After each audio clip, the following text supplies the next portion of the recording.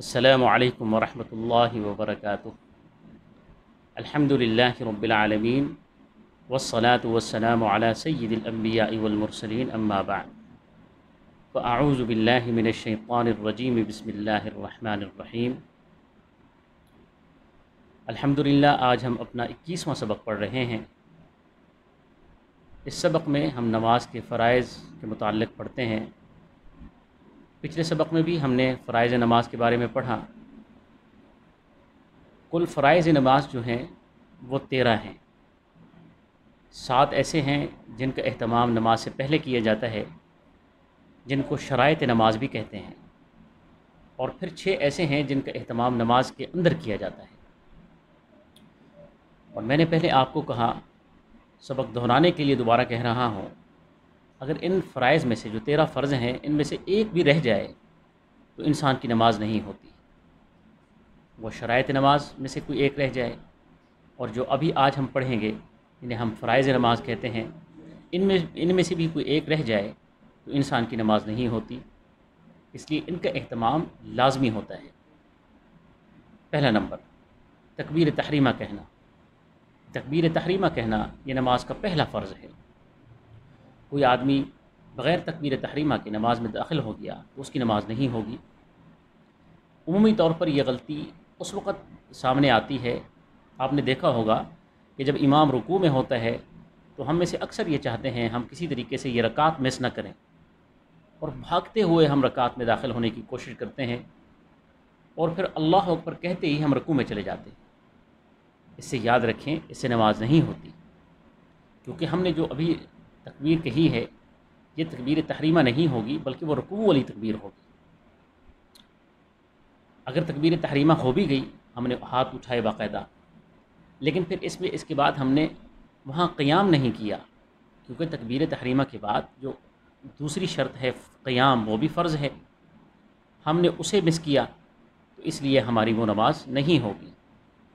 اس لیے تکبیر تحریمہ کہنا یہ فرض ہے، اور تکبیر تحریمہ کے بعد کم از کم اتنا ٹھہرا رہے کہ 3 مرتبہ سبحان اللہ سبحان اللہ سبحان اللہ کہہ سکے، پھر دوسری تکبیر کہہ کر وہ رکوع میں جائے۔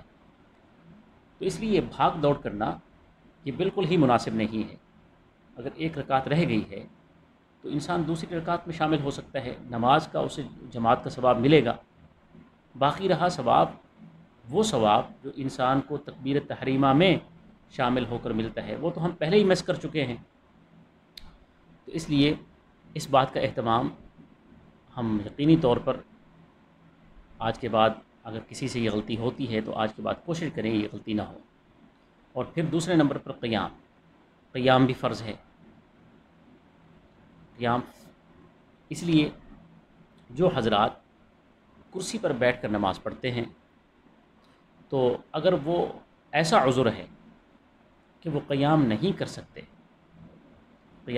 سکتے، پھر وہ کرسی پر بیٹھ کر نماز پڑھ سکتے ہیں۔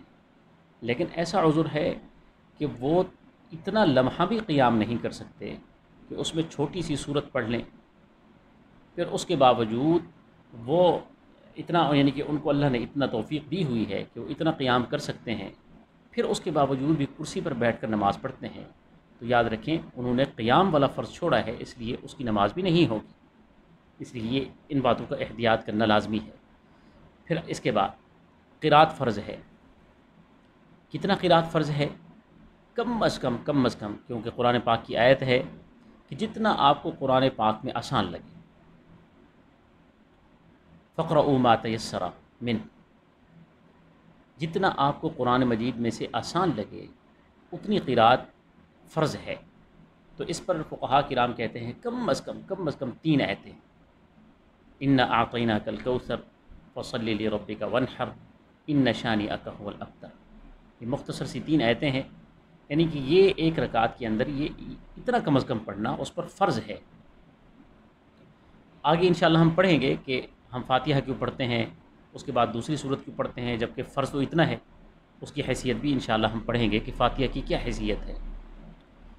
اور بعض نے یہ بھی کہا ہے کہ اگر ایک لمبی آیت پڑھ رہا ہے جو 3 آیات کے مقابل ہے تو اس ایک آیت کو بھی پڑھا جا سکتا ہے، جس طرح کہ آیت الکرسی ہے، پوری کی پوری آیت الکرسی جو ہے ایک ہی آیت ہے، تو اگر کسی نے اپنی نماز کی ایک رکعت کے اندر آیت الکرسی پڑھ لی ہے تو تب بھی اس کی نماز جائز ہو جائے گی، کیونکہ یہ ایک بڑی آیت ہے، 3 آیتوں سے بھی بڑی ہے۔ اسی وجہ سے رکوع کرنا بھی یہ فرض کے درجے میں ہے۔ رکوع اگر کسی کا مس ہو گیا تو یاد رکھیں نماز اس کی نہیں ہوگی۔ پھر رکوع کے بعد 2 سجدے کرنا، جو ہم سجدے کرتے ہیں یہ بھی فرض کے درجے میں ہے۔ اگر کسی نے ایک سجدہ چھوڑ دیا تب بھی اس کی نماز نہیں ہوگی۔ پھر قاعدہ، 4 رکعتوں والی نماز میں 2 قاعدے ہوتے ہیں۔ قاعدہ کہتے ہیں التحیات میں بیٹھنا۔ آپ نے دیکھا ہوگا کہ 4 رکعت جب ہم پڑھتے ہیں تو 2 رکعت پڑھ کر پھر ہم التحیات پڑھتے ہیں اور اشہد ان لا الہ الا اللہ و اشہد ان محمد رسول اللہ کہہ کر ہم پھر اٹھ جاتے ہیں۔